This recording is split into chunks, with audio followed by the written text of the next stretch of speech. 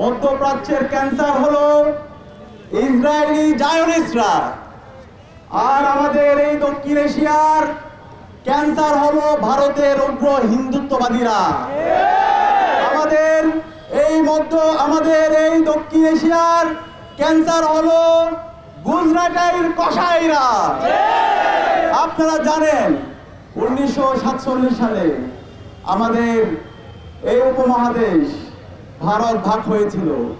যখন ভারত ভাগ হয়েছিল, ভারতের যে মুসলমানরা ছিল সেই মুসলমানদেরকে ভারতের উগ্র হিন্দুত্ববাদীরা নির্মমভাবে তাদেরকে শহীদ করেছিল। তাদেরকে তাদের ঘর বাড়ি থেকে তাদেরকে উদ্ধার করেছিল। আমাদের অসংখ্য মুসলমান ভাই বোনরা তারা নির্বাসিত হয়েছিল এবং পরবর্তীতে অনেকগুলো সাম্প্রদায়িক দাঙ্গা লাগানো হয়েছে। আপনারা জানেন 1984 সালে শিখরা দাঙ্গা লাগিয়েছিল এবং সেই দাঙ্গার মাধ্যমে আমাদের মুসলমান ভাই বোনদেরকে ভারতের মধ্যে তারা কচুকাটা করেছিল। 2002 সালে এই গুজরাটের কসাইরা উগ্র হিন্দুত্ববাদীরা আমাদের মুসলমান ভাই বোনদেরকে নির্মমভাবে তারা হত্যা করেছিল, শহীদ করেছিল। এভাবে অসংখ্য ঘটনা আমরা দেখতে পেয়েছি। আমাদের ভারতে যারা আমাদের মুসলিম বোনেরা আছে তারা হিজাব পড়তে পারে না। হিজাব পরে তাদের স্কুলে যাওয়ার কারণে, কলেজে যাওয়ার কারণে তাদেরকে বিভিন্নভাবে হেনস্থা করা হয়। আমরা দেখতে পেয়েছি আমাদের মুসলমানরা ভারতের মধ্যে গরু জবাই করার কারণে, গরু খাওয়ার কারণে তারা মব লঞ্চিং এর শিকার হয়েছে। তাদেরকে প্রকাশ্যে দিনের বেলায় তাদেরকে গণপিটুনি দিয়ে হত্যা করা হয়েছে। এবং ভারতের যারা সুশীল সমাজের যারা প্রতিনিধি আছে, যারা বুদ্ধিজীবীরা আছে, তারা এই ধরনের হত্যাকাণ্ডগুলোকে বৈধতা দিয়েছে, যেটা পৃথিবীর ইতিহাসে সবচেয়ে ন্যাক্কারজনক ঘটনা। আপনারা দেখতে পেয়েছেন তারই ধারাবাহিকতায় আমাদের কাশ্মীর, যে কাশ্মীরের আজাদির জন্য আমাদের মুসলমান ভাইরা দীর্ঘদিন ধরে লড়াই করছে, সেই কাশ্মীর আমাদের মুসলিম সম্প্রদায়কে তারা কেন্দ্র থেকে শাসিত এবং শোষিত করেছে। এবং আমরা সর্বশেষ দেখতে পেয়েছি 2025 সালের 3 এপ্রিল আমাদের মুসলমানদের পূর্বপুরুষদের যে ওয়াকফকৃত সম্পত্তি আছে, আমাদের যে মসজিদগুলো আছে, আমাদের যে এতিমখানাগুলো আছে, আমাদের যে হেরিটেজগুলো আছে, ভারতের মধ্যে প্রায় 8000 এর উপরে আমাদের ওয়াকফকৃত আমাদের পূর্বপুরুষদের সম্পত্তি আছে। আমরা যদি সেটা জায়গা হিসাব করি প্রায় 10 লক্ষ একর, সেগুলোকে তারা আজকে অবৈধভাবে তারা এখানে হিন্দুত্ববাদীদের এজেন্টদেরকে তারা নিয়োজিত করেছে এবং মুসলমানদের ওয়াকফকৃত সম্পত্তিগুলোকে তারা জোরপূর্বক দখল করতে চাচ্ছে।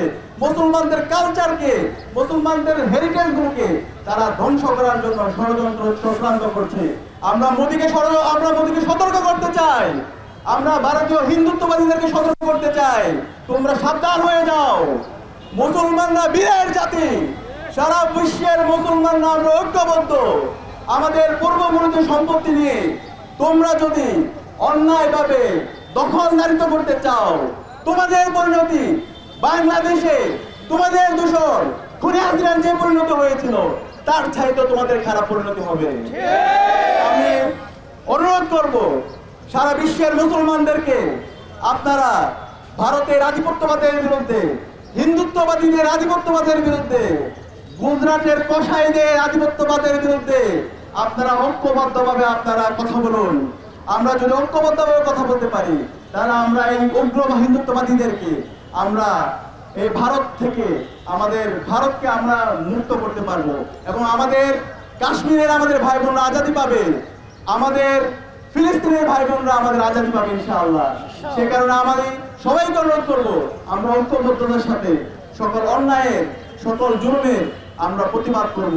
এবং এর পাশাপাশি আমরা বলতে চাই, গুজরাটের কসাইকে বলতে চাই, তোমরা বাংলাদেশের গণহত্যাকারী, শিশু হত্যাকারী খুনি হাসিনাকে তোমরা জায়গা দিয়েছো এবং তোমাদের যে মিডিয়া আছে সেই মিডিয়ায় ক্রমাগতভাবে তোমরা বাংলাদেশের বিরুদ্ধে বিভিন্ন ধরনের অপপ্রচার চালাচ্ছ। বাংলাদেশে যে সাম্প্রদায়িক সম্প্রীতি আছে সেই সাম্প্রদায়িক সম্প্রীতিকে নষ্ট করার জন্য তোমরা ক্রমাগতভাবে বিভিন্ন ধরনের প্রপাগান্ডা চালাচ্ছ। কিন্তু বাংলাদেশের আপামর ছাত্র জনতা তারা যথেষ্ট তারা সচেতন। আমাদের এই দেশের যে দীর্ঘদিনের সাম্প্রদায়িক সহাবস্থান আছে, সাম্প্রদায়িক যে সৌন্দর্য আছে, সেটা আমরা বিশ্বের বুকে নজির স্থাপন করবো ইনশাআল্লাহ। আমি বাংলাদেশের সকল ধর্মাবলম্বী হিন্দু, বৌদ্ধ, চাকমা, মারমা, ত্রিপুরা, রাখাইন, মুসলমান সহ আমরা যারা আছি, আমরা ঐক্যবদ্ধভাবে এই ভারতের আধিপত্যবাদের বিরুদ্ধে, গুজরাটের কষায়ের বিরুদ্ধে, হিন্দুত্ববাদীদের বিরুদ্ধে কথা বলার জন্য আহ্বান জানাচ্ছি।